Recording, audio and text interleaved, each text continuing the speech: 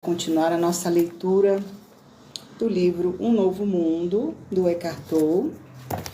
E hoje eu vou ler com vocês um trechinho que está na página 126, que se chama O Individual e o Coletivo, falando das emoções negativas, né? Que afetam o individual e o coletivo. Deixa eu ver se esse óculos aqui fica melhor. Acho que tá mais legal isso. Vamos lá.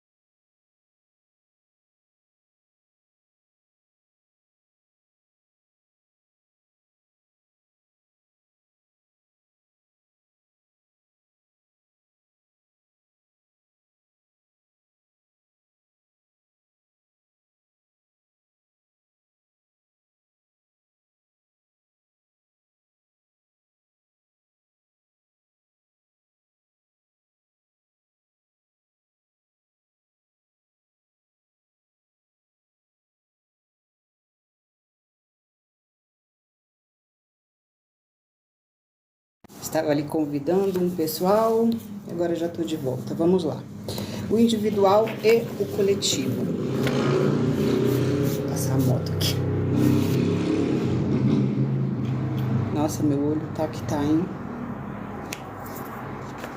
Muito bem, vamos lá. O individual e o coletivo. Toda emoção negativa que não é plenamente enfrentada nem considerada pelo que ela é, no momento em que se manifesta, não se dissipa por inteiro. Deixa atrás de si um rastro remanescente de dor. O que isso quer dizer? Esse primeiro parágrafo aqui do tópico O Individual e o Coletivo, da página 26 desse livro aqui, ó. Quer dizer que quando a gente não trabalha uma dor, ela vai reverberando com o passar dos dias. Ou seja, se a gente não cuida, né, das nossas emoções negativas, elas vão continuar reverberando e trazendo danos, ou seja, a gente não se liberta do passado e não se liberta do trauma. Então a gente precisa realmente enfrentar a emoção negativa para poder ficar livre dela, né? Continuando, para as crianças em especial, as emoções negativas muito fortes são tão insuportáveis que elas não conseguem enfrentá-las, por isso tendem a evitá-las. Na ausência de um adulto consciente que as oriente com amor e sensibilidade a lidar de forma direta com esse tipo de emoção, a decisão de não sentir é, na verdade, a única opção da criança naquele momento.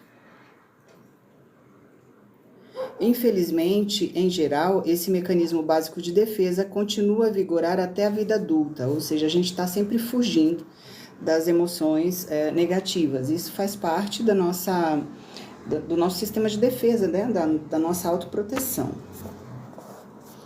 A emoção sobrevive sem que a pessoa perceba e manifesta-se de maneira indireta, por exemplo, como ansiedade, raiva, explosões violentas, mau humor ou até mesmo como uma doença. Isso aqui é tão significativo, gente, porque assim, muitas vezes a gente fica doente e fica tomando remédio, fica tomando um monte de coisa, procura médico, não resolve. Mas o que acontece? Muitas vezes a doença no nosso corpo físico, ela é a manifestação de uma emoção negativa que está presa lá no nosso inconsciente. Então, às vezes a gente vive um trauma, vive uma situação ruim, e não lida com ela na hora, não dissipa aquele sentimento, e mais tarde ela vai se manifestar em forma de alergia, em forma de dor de cabeça, de ansiedade, de depressão. Tudo isso inconscientemente, inclusive o câncer, tá? O câncer muitas vezes é a manifestação de emoções não trabalhadas. Então a pessoa, deixa pra lá, faz de conta que não passou por aquela situação, mas na verdade está registrado lá no subconsciente. E enquanto não for limpo lá do subconsciente, essa emoção ela pode dar origem a uma doença, né? E o que acontece? Existem muitos tratamentos hoje em dia. Eu sou humanoterapeuta, que é um método de terapia energética e informacional, existem várias ferramentas que trabalham justamente na limpeza dessas emoções, dessas memórias, desses registros inconscientes. E às vezes, só o fato de limpar essas memórias, essas informações inconscientes, esses traumas inconscientes, essas emoções difíceis, essas dores inconscientes que estão lá escondidas, só de limpar isso, muitas doenças já são curadas, né? Já são resolvidas, porque às vezes a gente fica tomando remédio e não trata a causa, e a causa muitas vezes de muitas doenças físicas é de fato alguma emoção que está lá escondida, que está lá incubada, que está no nosso inconsciente, no nosso subconsciente. E isso, a tendência é crescer, né? A tendência é crescer, a tendência Oi, Eric Melchior, muito obrigada. Bem-vindo à minha live aí. Que bom ter você aqui. Então, as emoções guardadas, as emoções que ficam no nosso inconsciente, elas se manifestam através de doenças físicas, tá? Então, muitas vezes a doença não tem cura porque não está curando na causa, que é a emoção. Vamos deixando o like aí para outras pessoas virem participar dessa live, tá certo? Continuando aqui a leitura. A maioria dos psicoterapeutas tem pacientes que, no início, afirmam ter vivido uma infância feliz, mas com o tempo, o oposto acaba se revelando. Embora esses exemplos possam ser extremos, ninguém passa pela infância sem experimentar algum tipo de sofrimento emocional. Mesmo que nossos pais vivessem de modo consciente, teríamos sido criados num mundo que, em grande parte, permanece inconsciente, né? Não tem jeito, né, gente? A infância, a gente passa por situações dolorosas, né? Na vida inteira, a gente está sempre passando por situações dolorosas. E quando a criança passa por uma situação dolorosa e ela tem pais que são conscientes, que percebem isso e costumam tratar logo na causa para que isso não se arraste pela vida adulta, pela adolescência, isso já é um ganho, né? Mas a gente vive num mundo inconsciente, a gente vive num mundo que não olha para as emoções, que não olha para as dores, que nega isso, que se anestesia através da bebida, através da droga, através do sexo desgovernado. Então, assim, muitas formas de se anestesiar, de negar e de fugir das emoções. E isso, o que acontece? Faz com que a gente realmente arraste arraste pela vida toda as dores que a gente não tratou. E isso acaba se tornando doença, muitas vezes física, né? Enfim, continuando a leitura. As obras de dor deixadas para trás, a cada forte emoção negativa que não é enfrentada, aceita e depois abandonada de forma plena, juntam-se formando um campo energético que vive em cada uma das células do corpo. Aí o que eu falei das doenças, né? Ou seja, isso aqui é super importante, ó, gente. As sobras de dor deixadas para trás a cada forte emoção negativa que não é enfrentada, que não é aceita e que não é curada, não é abandonada, elas vão se juntando, formando um campo energético que vive em cada uma das células do corpo. E o que acontece? Isso cria doenças, né? Cria muitas doenças de muitas naturezas, né? Hoje em dia a gente está com uma grande atenção em relação à questão da saúde mental. Muitas vezes as doenças que vêm, os desconfortos e os transtornos, as dores mentais e emocionais, elas vêm desses blocos de energia que estão acumulados ali nas nossas células por causa das emoções negativas que não foram cuidadas. Dentro do meu método, do método que eu uso, que é o humanoterapeuta, nós trabalhamos com a limpeza e a dissolução desses blocos energéticos, que a gente chama de pequenas alminhas, né? São as pequenas almas que ficam ali pairando o nosso corpo, ativando nossas células de forma a criar doenças. Elas ainda incluem não só os sofrimentos da infância, como as emoções dolorosas que se agregam a eles depois, na adolescência e durante a vida adulta. E essas dores, em grande parte, são criadas pela voz do ego. É o sofrimento emocional que passa a ser o nosso companheiro inevitável quando uma falsa sensação do eu é a base da nossa vida. Esse campo energético de emoções muito antigas, mas ainda vivas, que subsiste em quase todos os seres humanos, é o que a gente chama de corpo de dor. Eu tenho uma lista, que agora eu não sei, deixa eu ver se eu acho aqui rapidinho para mostrar para vocês, peraí.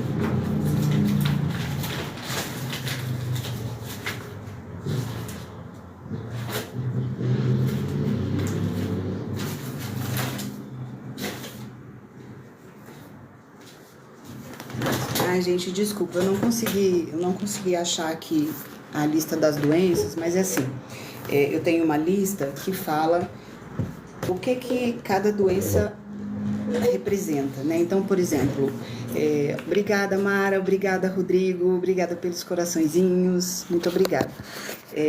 Então, eu tenho essa lista que vai falando assim, por exemplo, a pessoa que tem muitos problemas renais, ela tem medo relacionado ao dinheiro, né? A pessoa que está com muita dor nas costas, com muita dor na lombar, ela está se sentindo sobrecarregada também relacionada ao dinheiro.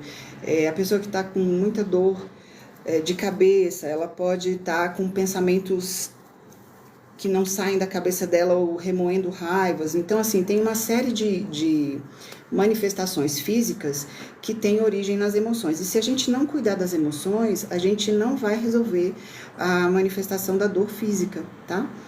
Depois eu vou achar aqui, eu vou fazer uma live só falando sobre essas doenças, a origem emocional das doenças. Eu tô procurando aqui, vendo se eu acho, mas não tá. É tanto papel, gente, tanto livro, tanta coisa que eu estudo que se perde aqui nas minhas coisas. Bom, vamos lá. Vou reler o último parágrafo que eu li, tá? Esse campo energético de emoções muito antigas, mas ainda vivas, que subsiste em quase todos os seres humanos, é o corpo de dor. O corpo de dor, porém, não tem uma natureza apenas individual. Ele também engloba o sofrimento experimentado por um número incontável de pessoas ao longo da história da humanidade. Esse trecho do livro que eu estou lendo, ele se chama individual e coletivo. Então, a gente está chegando no momento aqui do texto que vai falar, que vai ajudar a gente a entender o corpo de dor do coletivo. Olha só que coisa interessante. Ele também engloba o sofrimento experimentado por um número incontável de pessoas ao longo da história da humanidade. Essa dor se caracteriza por um conflito tribal ininterrupto, escravidão, pilhagem, sequestros, torturas e outras formas de violência. Tal sofrimento ainda vive na psique coletiva e é aumentado todos os dias, como podemos constatar quando assistimos aos noticiários ou presenciamos os conflitos nos relacionamentos entre as pessoas. O corpo de dor coletivo é provavelmente codificado dentro do DNA de cada ser humano, embora não tenhamos descoberto ainda. Exato, as lutas de fora, exatamente, Rodrigo. Não podemos deixar as lutas de fora afetar o nosso interior, exatamente. Aí como que a gente faz para que a gente consiga não deixar de fora, o que está acontecendo fora, o contexto de fora, como é que a gente faz para ele não afetar o nosso interior? A gente tem que se fortalecer, tem que limpar as informações, tem que limpar as energias, tem que expandir a consciência, tem que fazer os tratamentos, buscar, né, os tratamentos que trabalham o campo energético, os 7 corpos da nossa constituição, né? Os corpos sutis, porque a gente tem o corpo material, que é o da energia mais densa, a gente tem o corpo emocional, a gente tem o corpo mental, tem o corpo espiritual, tem o corpo átmico, tem o corpo búdico. Então, assim, os nossos registros mentais, os nossos registros informacionais, eles estão presentes nesses 7 corpos. E quando a gente trabalha a limpeza dessas energias, a gente consegue se fortalecer e não deixar, não permitir, né, que o contexto externo nos afete tão fortemente ou tão negativamente, né? É claro que isso não é fácil, isso depende de muitas coisas, depende da nossa consciência, depende da nossa disposição em olhar para as emoções, depende para o nosso nível de conhecimento também de como funcionam as leis universais, né? A física quântica, tudo isso tem que ser trabalhado, expandido no nosso conhecimento. Então, quanto mais conhecimento a gente tem, mais a gente tem condição de cuidar da nossa saúde mental, da nossa saúde espiritual, emocional e etc. Mas voltando aqui à leitura do livro, que está falando sobre o corpo de dor coletivo, né? Você vê, nós somos energia e informação, e as informações, elas criam blocos energéticos ou dissolvem blocos energéticos que afetam a nossa vida como um todo. E se manifesta dentro dos relacionamentos, dentro da questão das doenças e tudo mais. Então, quando a gente tem um corpo de dor, ele pode ser só nosso, individual, mas pode ser também coletivo. Então, por exemplo, aquele pessoal lá da Síria, que está na guerra, né? Todos eles têm um corpo de dor em comum, que é a questão da violência por causa da guerra, o medo. Então, toda essa constituição informacional e de experiência dolorosa vai se manifestar da mesma forma e vai atingir da mesma forma um grande número de pessoas, que é o que a gente chama de corpo de dor coletivo. Então, dependendo da experiência e da cultura de um grande grupo de pessoas, grande não, pode ser de qualquer tamanho, né? Desde que seja mais de um, que aí já se torna coletivo. Então, à medida que vai juntando pessoas, vai se criando um corpo de dor coletivo. E esse corpo de dor coletivo, como ele se manifesta e ele está dentro dos nossos registros celulares, inclusive, ele afeta o nosso próprio DNA. Então, gente, hoje, graças a Deus, nós já temos um nível de conhecimento tão profundo, trazido muito pela física quântica. Até agora saiu uma reportagem falando sobre mediunidade, né, que os médiums têm uma configuração diferente, uma configuração genética diferente. Tudo isso afeta a nossa configuração celular. Então, as informações que a gente coloca para dentro da nossa mente, para dentro das nossas emoções, para dentro dos nossos corpos sutis, essas informações, elas vão criando energia, e essa energia configura as nossas células, tudo que tem dentro da gente. Então, por isso é que são criadas doenças, por isso que as doenças físicas, materiais, elas têm muitas vezes fundos emocionais, fundos informacionais e energéticos, tá bom? Ou seja, cria-se um campo energético, e aí o campo energético que vem das informações vai configurando as nossas células, as nossas moléculas, e essas células e moléculas, elas vão se manifestando da forma como elas são configuradas, ou seja, em forma de saúde, em forma de doença. Tem uma experiência, não sei se vocês já ouviram falar, do Masaru Emoto. Masaru Emoto era um fotógrafo e ele era muito interessado em questões de energia também. Aí o que ele fez? Ele fez uma experiência com a molécula da água. Ele colocou, essa experiência ela é bem famosa, sabe? Gente, vocês falaram oi pro meu cachorrinho? Ai, que bonitinho, amor.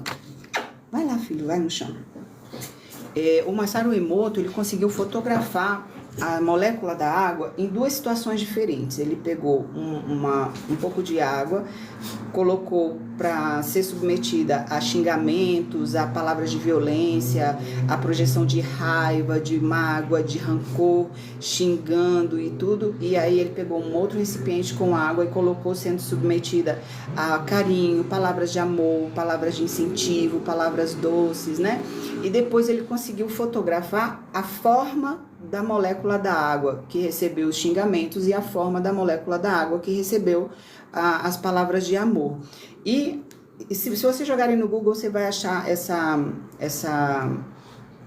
essa experiência. Coloca lá, molécula da água, Masaru Emoto, é um japonês. E aí, quando ele fotografou a molécula da água que recebeu as palavras rudes, as palavras de sentimentos ruins, de raiva, de xingamento, estava toda feia, disforme. E a palavra, a molécula da água que recebeu as palavras amorosas e de carinho, ela estava linda, brilhante, toda maravilhosa, assim, sabe? Parecendo estrelas. Então, se jogar no Google, você vai achar esse experimento aí que é bem famoso, bem conhecido. Então, o que isso significa? Significa que as informações geram energia, né? E as energias configuram as nossas células. Por isso que a gente tem que sempre estar limpando o nosso campo energético para que as nossas células não sejam deformadas e manifestadas em forma de doença.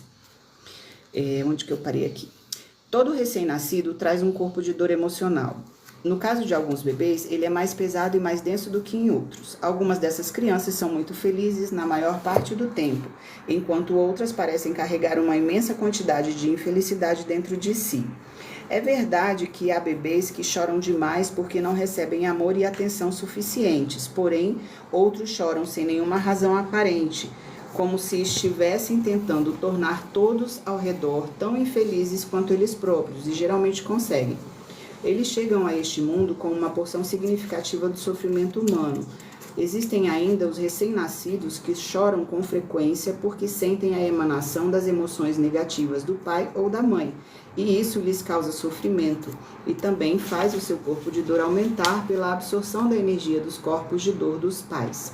Seja qual for o caso, à medida que o corpo físico do bebê cresce, o mesmo acontece com o corpo de dor.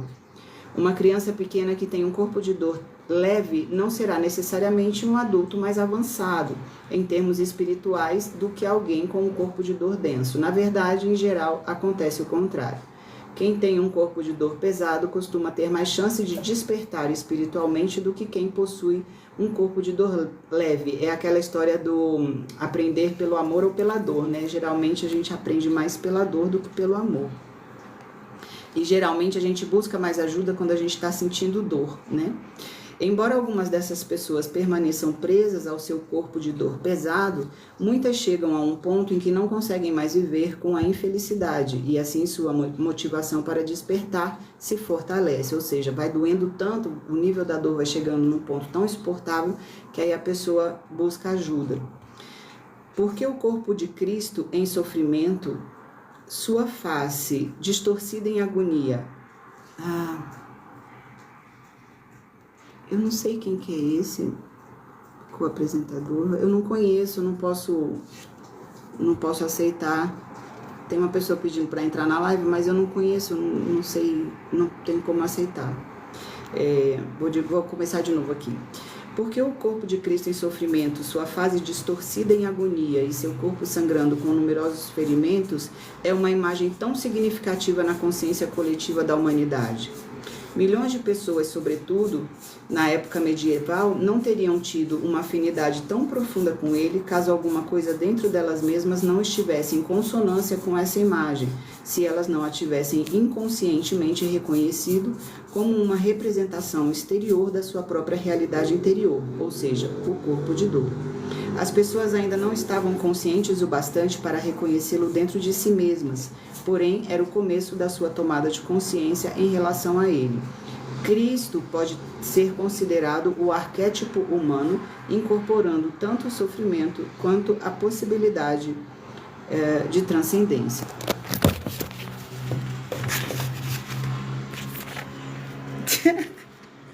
Ai, caiu, o meu celular caiu, meu Deus do céu.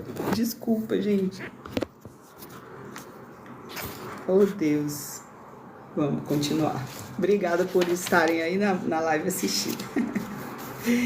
Ah, meu Deus do céu.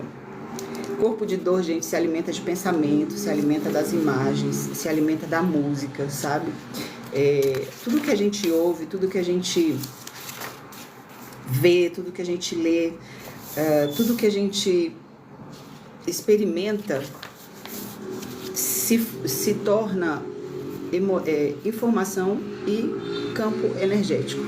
Então, se a gente fica alimentando determinados tipos de informação, a gente vai aumentando cada vez mais o nosso corpo de dor, tá certo? Olha o que acabei de falar, entrei aqui, ó, página 135, o entretenimento, a mídia e o corpo de dor. Se você não tivesse familiaridade com nossa civilização contemporânea, caso tivesse acabado de chegar de outra época... Ai, meu Deus, é muito barulho aqui onde eu moro, sabe? Não sei nem se você tá me ouvindo bem. Vou ler de novo, tá? O entretenimento, a mídia e o corpo de dor. Se você não tivesse familiaridade com nossa civilização contemporânea, caso tivesse acabado de chegar de outra época ou de outro planeta, uma das coisas que mais impressionariam seria constatar que milhões de pessoas adoram ver seres humanos matar e infligir dor uns aos outros e chamam isso de entretenimento e ainda pagam para ter essa diversão. Por que os filmes violentos atraem um público tão grande? Existe toda uma indústria envolvida nessa questão e uma boa parte dela alimenta o vício humano da infelicidade. Obviamente, as pessoas assistem a essas produções porque querem se sentir mal. O que há nos indivíduos que adoram se sentir mal e dizer que isso é bom? Eu sou de Brasília, Rodrigo. E você? Voltando aqui, ó. O que há nos indivíduos que adoram se sentir mal e dizer que isso é bom? O corpo de dor. Há uma participação considerável da indústria do entretenimento nesse processo. Portanto, além de atitude reativa, do pensamento negativo e do conflito pessoal, o corpo de dor também usa a tela do cinema e da televisão para se renovar por meio deles. O que isso significa? Significa que cada vez mais... Eu vou levantar aqui que eu vou buscar uma água. E vou continuar explicando para vocês, tá? Então, o que acontece? A gente já tem um corpo de dor. A gente já tem um registro, uma memória celular, uma memória energética das dores que a gente sofreu na infância, na adolescência, até durante a gravidez. Muita gente acha que não, mas... O que acontece com a mãe, com o pai, quando o bebê tá na barriga, também fica registrado ali, entende? Então, o que acontece? São Paulo.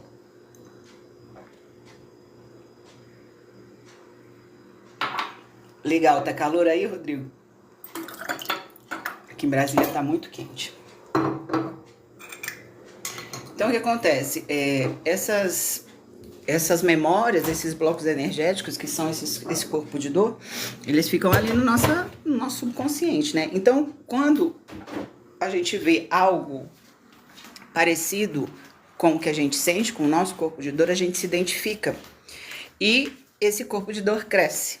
Ou seja, quanto mais dor a gente está sentindo e a gente vê mais coisas que provocam mais dor, mais o corpo de dor cresce e mais ele vai querer se alimentar. Ou seja, quanto mais sofrimento a gente vê na televisão e sofrimento que a gente já passou, mais esse corpo de dor aumenta e isso só vai crescendo. Então, o ideal, o que é? A gente realmente cuidar das nossas dores internas, limpar os nossos campos energéticos de memórias nocivas e tóxicas, para que a gente... E parar de consumir coisas que também provocam dor, né? A gente vai só se alimentando. Alguns dos melhores filmes contra a guerra são os que mostram a realidade, não uma versão glamourosa dos conflitos. O corpo de dor só consegue se alimentar daquelas produções em que a violência é tratada como um comportamento humano normal, ou até mesmo desejável, e daquelas que glorificam com o único propósito de gerar emoção negativa no espectador, e assim se tornar um remédio para o corpo de dor viciado em sofrimento. Basicamente, os jornais populares não vendem notícias, mas vendem emoções negativas, alimentos para o corpo de dor. Atrocidade ou Carnificina destaca o título em letras garrafais. Essas publicações se superam nesse terreno. Sabem que as emoções negativas vendem muito mais exemplares do que as notícias, não é verdade? Coisa ruim vende muito mais do que coisa boa, né? Tanto que a gente não vê. Tem um site que se chama Só Notícia Boa. Pergunta quantos seguidores tem. Mas os sites que dão notícia ruim, Site de fofoca, perfis de fofoca.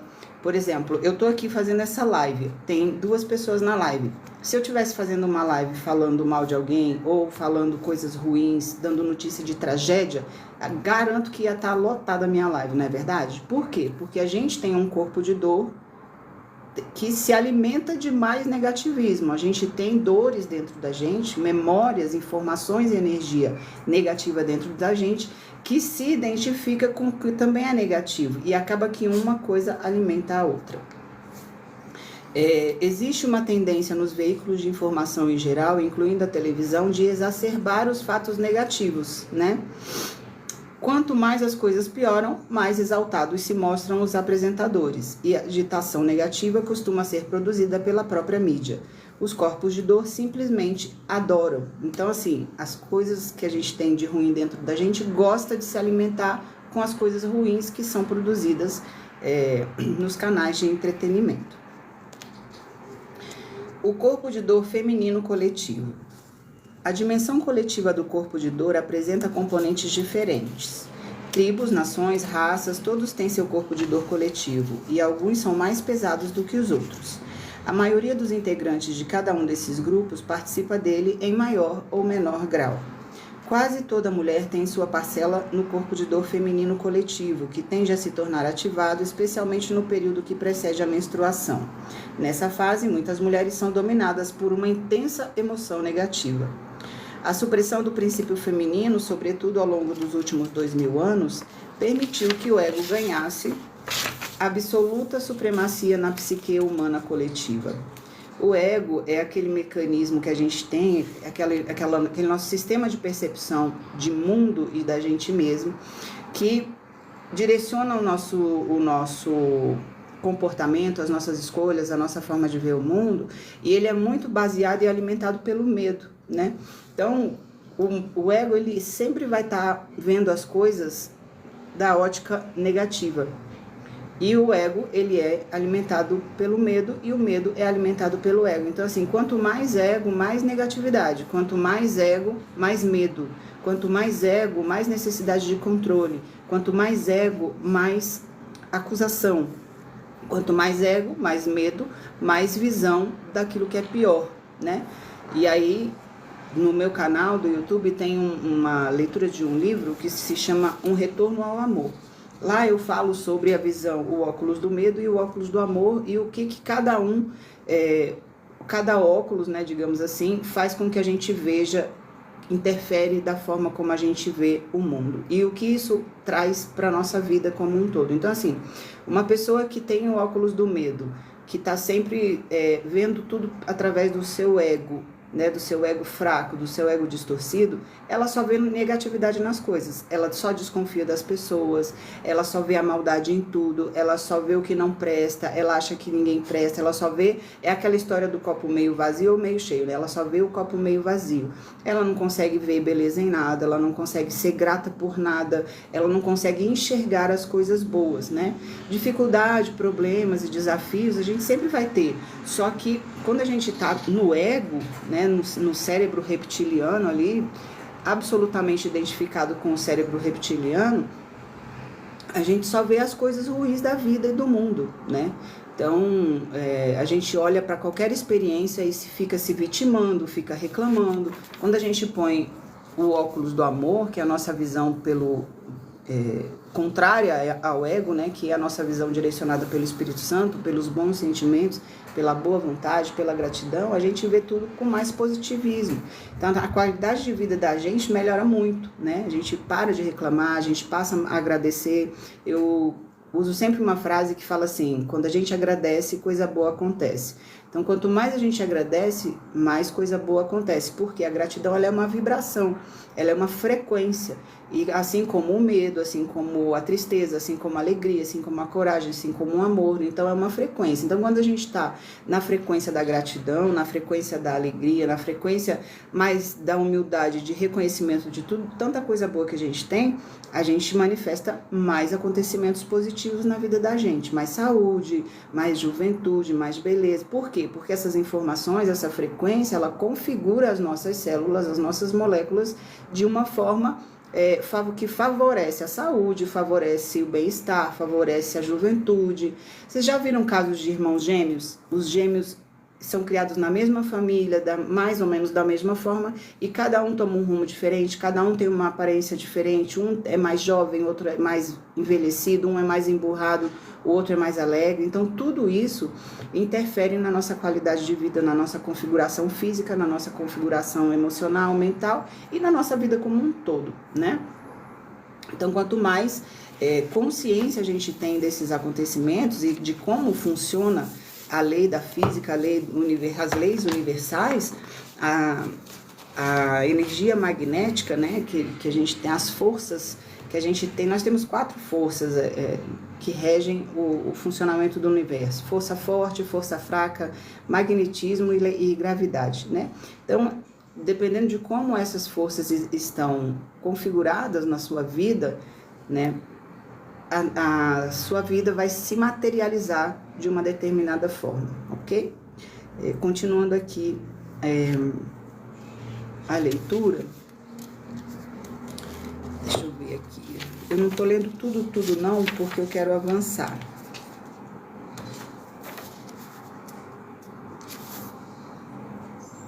Hoje em dia, a supressão do feminino está interiorizada, até mesmo pela maior parte das mulheres. O sagrado feminino, por ser reprimido, é sentido por elas como uma dor emocional. Na verdade, ele se tornou parte do seu corpo de dor juntamente com o sofrimento que elas acumularam ao longo de milênios por meio do parto, do estupro, da escravidão, da tortura e da morte violenta. No entanto, agora as coisas estão mudando num ritmo muito veloz. Como muitas pessoas estão se tornando mais conscientes, o ego vem perdendo influência sobre a mente humana.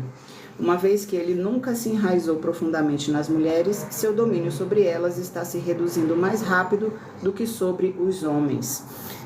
Isso aqui é um belo exemplo de corpo de dor coletivo, né? Existem aquelas dores que atingem os homens. A pessoa tem mais olhos? Não entendi a sua colocação, Rodrigo. Pode escrever melhor? Que aí eu interajo contigo aqui. Então, assim, os homens têm o seu corpo de dor coletivo, as mulheres têm o seu corpo de dor coletivo, né? E aqui no livro está falando que quanto mais rápido a gente se livrar do nosso ego, ou reestruturar, ou curar o nosso ego, ou tornar consciente do nosso ego e do que isso significa, mais rápido a gente cura e diminui o nosso corpo de dor. Se a gente diminui o nosso corpo de dor, obviamente a gente vai diminuir o nosso sofrimento, vai diminuir doença, vai diminuir violência, uma série de coisas, né? Tem também os corpos de dor dos países, né? Das raças, dos indígenas, dos negros, dos países que sofreram com a escravidão, dos países que sofreram com a guerra, com a fome, com a destruição, com o tráfico de pessoas, com a violência, enfim, são os corpos de dor coletivo, tá certo? Aí eu começo a entrar aqui no capítulo 6, mostrando de novo que livro que é. Um Novo Mundo, Despertar de uma Nova Consciência, do Eckhart Tolle. O Eckhart Tolle é o mesmo que escreveu O Poder do Agora, O Poder do Silêncio. Ele escreveu também Praticando o Poder do Agora, então é um autor incrível. Deixa eu ver se eu acho um pouquinho da biografia dele aqui. Eckhart Tolle, ele é um alemão, ele viveu até os 13 anos na Alemanha.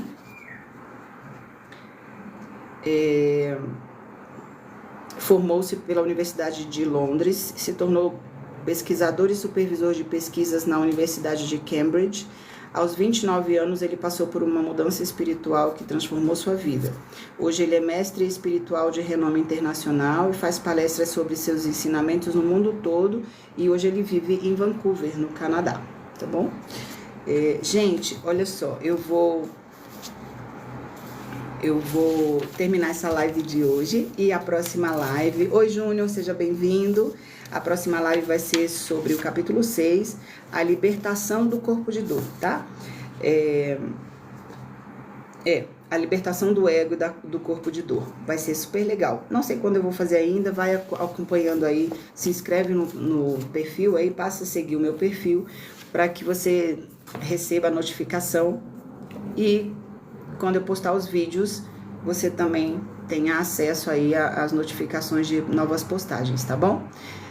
Clica aí no seguir, deixa o seu gostei, faça o seu comentário e siga aí o meu canal, tá bom? Um beijo, obrigada pela companhia e até a próxima live. Tchau!